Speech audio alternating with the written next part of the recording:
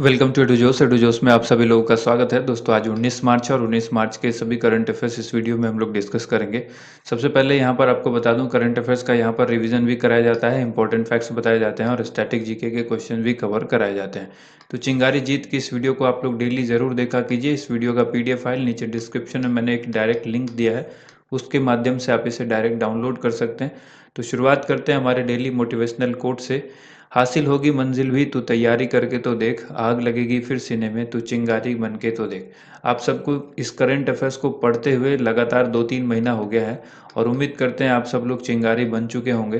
तो आप लोग एक बार कमेंट जरूर कर दीजिए, मैं भी चिंगारी। जो लोग ऐसा महसूस करते हैं कि वो चिंगारी बन चुके हैं वो ज़रूर कमेंट करें, और जिन लोगों ने अभी ज्वाइन नहीं किया है वो चैनल को सब्सक्राइब ज़रूर करें और बेल आइकन को प्रेस करके उसे एक्टिवेट कर लें। कल जो हमने सवाल पूछा था, चिंगारी प्रश्न था वो, उसका उत्तर देख लीजिए। भारत में कुल कितने केंद्र शासित प्रदेश हैं?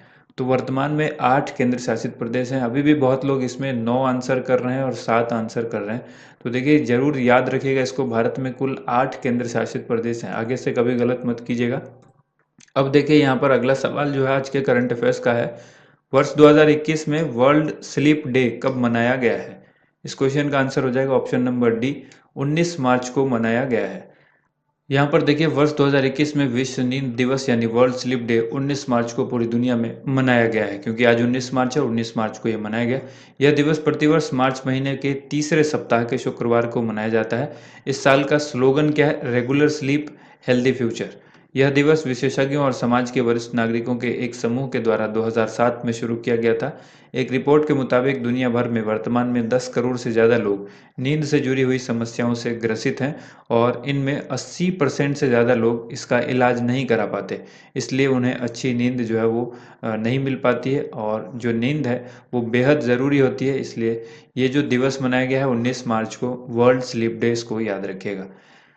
कहाँ स्थित ब्लेड्स ऑफ ग्लोरी को दुनिया का सबसे बड़ा क्रिकेट संग्रहालय घोषित किया गया है? इस क्वेश्चन का आंसर हो जाएगा ऑप्शन नंबर डी, पुणे में ये स्थित है। तो पुणे में जो ब्लेड्स ऑफ ग्लोरी है, इसको दुनिया का सबसे बड़ा क्रिकेट संग्रहालय घोषित किया गया है। इसे वर्ल्ड रिकॉर्ड एकेडमी के द्वारा वर्ल्ड रिकॉर्ड से सम्मानित किया गया है। ब्लेड्स ऑफ ग्लोरी क्रिकेट संग्रहालय के बारे में जान लीजिए। इसकी स्थापना रोहन पाटे ने की थी। किसने की थी? रोहन पाटे। इसका औपचारिक उद्घाटन 2012 में सचिन तेंदुलकर के द्वारा किया गया था। इसमें 51,000 से अधिक क्रिकेट से संबंधित वस्तुएं रखी गई हैं। इसे कैसल ऑफ क्रिकेट के नाम से भी जाना जाता है। इसके करंट अफेयर्स रिवीजन में यहाँ पर याद रखिएगा, दुनिया का सबसे बड़ा क्रिकेट स्टेडियम अहमदाबाद के मोटेरा में बनाया गया है, जिसका नाम हाल ही में नरेंद्र मोदी स्टेडियम कर दिया गया है। यह साबरमती नदी के किनारे स्थित है। अगला सवाल है, प्रदूषण फैलाने वाले वाहनों को कम करने के लिए सरकार ने किस नीति को लागू किया है? इस क्वेश्चन का आंसर हो जाएगा option number B, vehicle scrappage policy. इस नीति को लागू किया गया है। यहाँ पर आपको याद रखना है, सड़क परिवहन और राजमार्ग मंत्री नितिन गडकरी ने संसद में व्हीकल स्क्रैपिंग पॉलिसी यानी वाहन परिमार्जन पॉलिसी की घोषणा की है। इसका उद्देश्य है पुराने और दोषपूर्ण वाहन की आबादी को कम करना। निजी वाहनों के लिए 25% कर में छूट और वाणिज्यिक वाहनों के लिए 15% की छूट राज्य सरकार दे सकती है। सरकार के 15 साल से अधिक पुराने 4 पहिया वाहन सड़कों पर से हटने के लिए अनिवार्य होंगे। 20 साल से अधिक के निजी वाहनों को सड़कों पर जो है सड़कों पर जो है से हटाया जाएगा, और राज्यों के द्वारा पुराने वाहन पर ग्रीन टैक्स लगाया जा सकता है। करंट अफेयर्स रिवीजन में याद रखिएगा, IQ एयर की रिपोर्ट के मुताबिक दिल्ली दुनिया का सबसे प्रदूषित राजधानी बना है। अगला सवाल है, हाल ही में बैकाल झील खबर में है, यह किस देश में स्थित है? बैकाल झील रिसेंटली चर्चा में रहा है और यह किस देश में है, ये सवाल आपसे पूछा गया है। इस क्वेश्चन का आंसर हो जाएगा रूस में है, तो ऑप्शन ए करेक्ट आंसर होगा। हाल ही में रूस ने बैकाल झील में दुनिया के सबसे बड़े पानी के नीचे अंतरिक्ष दूरबीनों में से एक को लॉन्च किया है। 2015 से दूरबीन का निर्माण किया जा रहा था। यह ज्ञात छोटे कणों न्यूट्रिनो का निरीक्षण करने के लिए बनाया गया है। रूसी वैज्ञानिकों के अनुसार टेलीस्कोप उत्तरी गोलार्ध में सबसे बड़ा न्यूट्रिनो डिटेक्टर है। इंपॉर्टेंट फैक्ट यह है, बैकाल झील दुनिया की सबसे गहरी झील है। यह झील रूस के साइबेरिया क्षेत्र के दक्षिण भाग में स्थित है। वर्ष 1996 में यूनेस्को के द्वारा बैकाल झील को विश्व धरोहर स्थल के रूप में नामित किया गया था। यहाँ पर रूस के बारे में जान लीजिए, राजधानी मॉस्को में है। मुद्रा रूबल है, राष्ट्रपति व्लादिमीर पुतिन है, रूस की संसद का नाम ड्यूमा और संघीय परिषद है। विश्व का सबसे बड़ा देश जो है वो रूस है क्षेत्रफल की दृष्टि से, और यूराल पर्वत श्रेणी पश्चिम रूस में है, उत्तर से दक्षिण तक स्थित है यह, और यह एशिया को यूरोप से अलग करती है। Bharat S-400 air defence missile system रूस से खरीद रहा है, ये चीज़ आपको याद रखनी है। इसके बाद देखिए अगला सवाल यहाँ पर आपसे पूछा गया है, हाल ही में किसे रोल मॉडल पुरस्कार प्रदान किया गया है। इस क्वेश्चन का आंसर हो जाएगा option number C, NTPC national thermal power corporation limited को 11वें CII राष्ट्रीय HR उत्कृष्टता पुरस्कार 2020-21 वितरण समारोह में रोल मॉडल पुरस्कार प्रदान किया गया है। यह मानव संसाधन के क्षेत्र में भारतीय उद्योग परिसंघ यानी CII के द्वारा दिए जाने वाला सर्वोच्च पुरस्कार है। NTPC यह पुरस्कार प्राप्त करने वाला एकमात्र सार्वजनिक उपक्रम है। यह केवल दूसरी बार है जब किसी संगठन को रोल मॉडल पुरस्कार दिया गया है। NTPC के बारे में यहाँ पर जान लीजिए, यह एक भारतीय केंद्रीय सार्वजनिक क्षेत्र का उपक्रम है। इसका मुख्यालय नई दिल्ली में है। इसके चेयरमैन और MD जो है गुरदीप सिंह हैं। अगला सवाल है, हाल ही में किसे SERB के द्वारा महिला उत्कृष्टता पुरस्कार से सम्मानित किया गया है। इस क्वेश्चन का आंसर हो जाएगा option number A, doctor Sonu Gandhi को ये सम्मान मिला है।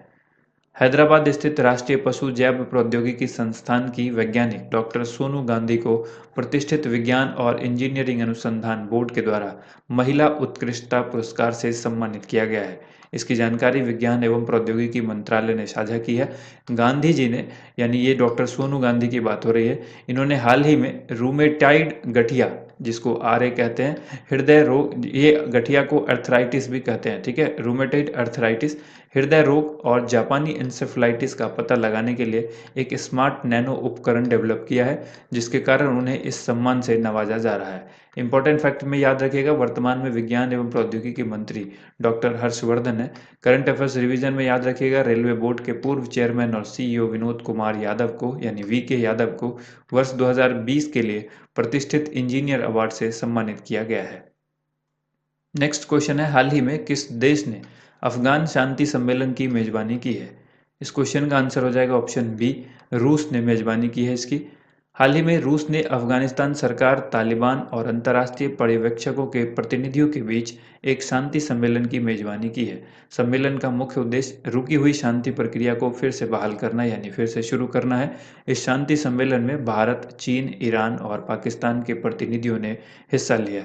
इंपॉर्टेंट फैक्ट यह है, संयुक्त राष्ट्र सुरक्षा परिषद यानी UNSC ने 2020 में अमेरिका तालिबान शांति समझौते को मंजूरी दी है। शांति समझौते के अनुसार तालिबान किसी भी आतंकवादी संगठन को अफगानिस्तान की मिट्टी का उपयोग करने की अनुमति नहीं देगा, तो 14 महीने के भीतर सभी विदेशी सेना अफगानिस्तान से वापस ले ली जाएंगी।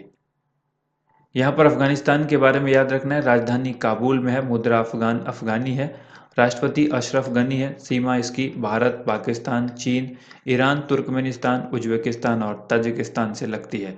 यहाँ पर आप देख सकते हैं अफगानिस्तान ये है, और इसके साथ कौन कौन से देश जो चारों तरफ से लगे हुए हैं वो आपको याद रखना है, क्योंकि अक्सर बाउंड्री से रिलेटेड क्वेश्चन पूछा जाता है। अगला सवाल है, हाल ही में लो ओंटेस का निधन हो गया है। उन्होंने किसका आविष्कार किया था। लो ओंटेस जो है किसका आविष्कार किया था इन्होंने किया था ऑडियो कैसेट टेप का आविष्कार। तो ऑप्शन देख रहे हैं, ये ऑडियो कैसेट टेप रिकॉर्डर में लगाया जाता था, ये इस तरह का, जिसके अंदर से आप लोग देखा होगा आप लोगों ने इसको कभी कभी खोल के, जब ये खराब हो जाता था तो टूट करके ये जब बाहर आती थी तो इसके अंदर इस तरह से जो रील होती थी वो बाहर निकलती थी, और काफ़ी लंबी वो होती है, ब्लैक कलर की हल्की होती है वो, ग्रेइश ब्लैक। तो वो आपने देखा होगा, ये टेप रिकॉर्डर कई लोगों ने, जिनकी उम्र जो है आज के डेट में अगर मैं बताऊं 25 से 30 साल है, तो उन्होंने इसको ज़रूर देखा होगा बचपन में, ठीक है। अब ये धीरे धीरे इसका प्रचलन खत्म हो चुका है। आगे यहाँ पर देखिए, हाल ही में ऑडियो कैसेट टेप के आविष्कारक लो ओंटेस का निधन हो गया है। ऑडियो कैसेट टेप को डच कंपनी रॉयल फिलिप्स ने 1963 में पेश किया था। लो ओंटेस के आविष्कार ने लाखों लोगों के लिए संगीत सुनने का तरीका बदल दिया था। ऑडियो कैसेट में आपको याद रखना, यह ऑडियो रिकॉर्डिंग और प्लेबैक के लिए एक एनालॉग चुंबकीय टेप रिकॉर्डिंग प्रारूप है। स्टैटिक जीके में याद रखिएगा, रेडियो का आविष्कार जो है जी मार्कोनी ने किया था, कंप्यूटर का आविष्कार चार्ल्स बेबेज ने किया, और टेलीविजन का आविष्कार जॉन लॉगी बेयर्ड यानी JL बेयर्ड ने किया था। नेक्स्ट क्वेश्चन है, हाल ही में न्यू ग्रोथ ने किसे अपना ब्रांड एम्बेसडर बनाया है। न्यू ग्रोथ ने अपना ब्रांड एम्बेसडर बनाया है अजिंक्य रहाणे को। तो ऑप्शन ए यहाँ पर करेक्ट आंसर होगा। हाल ही में न्यू ग्रोथ ने भारतीय क्रिकेटर अजिंक्य रहाणे को अपना ब्रांड एम्बेसडर नियुक्त किया है। इंपॉर्टेंट फैक्ट यह है कि अजिंक्य रहाणे मुलक मेडल पाने वाले विश्व के पहले क्रिकेटर बने हैं। करंट अफेयर्स रिवीजन में याद रखिएगा, हाल ही में बॉलीवुड अभिनेता कार्तिक आर्यन को प्रमुख फुटवेयर कंपनी बाटा इंडिया ने अपना ब्रांड एम्बेसडर बनाया है और भारतीय क्रिकेटर रोहित शर्मा को स्पोर्ट्स आईवेयर ब्रांड ओकले ने अपना भारत में अपना ब्रांड एम्बेसडर बनाया है। यहाँ पर आपको आगे ये भी याद रखना है कि बॉलीवुड अभिनेत्री शिल्पा शेट्टी कुंद्रा को nutrition brand fast and up का फिटनेस एम्बेसडर बनाया गया है। अगला सवाल है, फुल स्पेक्ट्रम इंडियाज वार 1972 से 2020 इस पुस्तक के लेखक कौन है? Full spectrum India's war 1972 to 2020 इस जो पुस्तक है इसके लेखक का नाम है अर्जुन सुब्रमण्यम। तो ऑप्शन ए करेक्ट आंसर हो जाएगा। यहाँ पर करंट अफेयर्स के कुछ रिवीजन कर लेते हैं। अनिंद्य गुप्ता की पुस्तक advantage India the story of Indian tennis, Kingshuk Nag की पुस्तक new silk road India China and geopolitics of Asia, doctor Deepak Ravindran की पुस्तक the pain free mindset, Abhinav Kire की पुस्तक the last light of glory days, stories from Nagaland, Ram Madhav की पुस्तक because India comes first, RSN Singh की पुस्तक know the anti nationals, Anant Vijay की पुस्तक अमेठी संग्राम ऐतिहासिक जीत अनकही दास्तान, राजीव मल्होत्रा की पुस्तक artificial intelligence and the future of power, Panneer Selvam की पुस्तक करुणानिधि ए लाइफ। ये सारी पुस्तकें हम आपको ऑलरेडी बता चुके हैं, आप चाहे तो इसका स्क्रीनशॉट ले सकते हैं। और यहाँ पर इसलिए ये तेजी में बोला जा रहा है क्योंकि ये सिर्फ आपको रिवाइज कराई जा रही है, आपको याद है या नहीं। सुष्मिता मुखर्जी की पुस्तक Baanjh incomplete life of complete women, और अगर आपको याद नहीं भी है तो एक बार सुनते चलेंगे तो आपने अगर पीछे पढ़ा है तो फिर से रिपीट हो जाएगा और आपको याद हो जाएगा। पर्यावरण मंत्रालय द्वारा लॉन्च की गई पुस्तक जो है एक the green queens of India a nations pride, Indra Nooyi की पुस्तक my life in full work family and our future, Sanjaya Baru की पुस्तक India's power elite caste class and cultural revolution. अब बारी है आज के एक्स्ट्रा खुराक की। यहाँ पर 5 सवाल आपसे पूछे गए हैं, इन 5 सवालों का जवाब भी आपको यहीं पर इस वीडियो के अंदर ही मिलेगा। तो चलिए यहाँ पर सबसे पहला प्रश्न देखते हैं, श्वेत क्रांति का संबंध किसके उत्पादन से है? रजत क्रांति का संबंध किसके उत्पादन से है? अगला प्रश्न है, नीली क्रांति का संबंध किसके उत्पादन से है? पीली क्रांति का संबंध किसके उत्पादन से है? और भूरी क्रांति का संबंध किसके उत्पादन से है? एक एक करके आंसर देख लीजिए। पहला श्वेत क्रांति जो कि दुग्ध उत्पादन से है, तो अच्छी तरह से आपको याद रखना है, दुग्ध यानी मिल्क प्रोडक्शन से संबंधित है ये। रजत क्रांति कहा जाता है, अंडे के उत्पादन से संबंधित है ये। नीली क्रांति जो है वो किससे संबंधित है? मत्स्य यानी मछली उत्पादन से। और पीली क्रांति जो है वो तिलहन फसल से संबंधित है। ठीक है, तिलहन यानी जिससे तेल निकलता है, ज़्यादातर सरसों से संबंधित आप इसको कह सकते हैं। कई बार एग्जाम में ऑप्शन में तिलहन न देकर सरसों दे देता है। भूरी क्रांति का संबंध जो है ये उर्वरक से संबंधित है। किससे? उर्वरक से संबंधित है, फर्टिलाइजर से संबंधित है। अब बारी है आज के चिंगारी प्रश्न की। आपसे सवाल पूछा जा रहा है, विधवा पुनर्विवाह कानून कब बना था? 4 ऑप्शंस दिए गए हैं, जो भी करेक्ट आंसर है वो आपको कमेंट बॉक्स में लिखना है।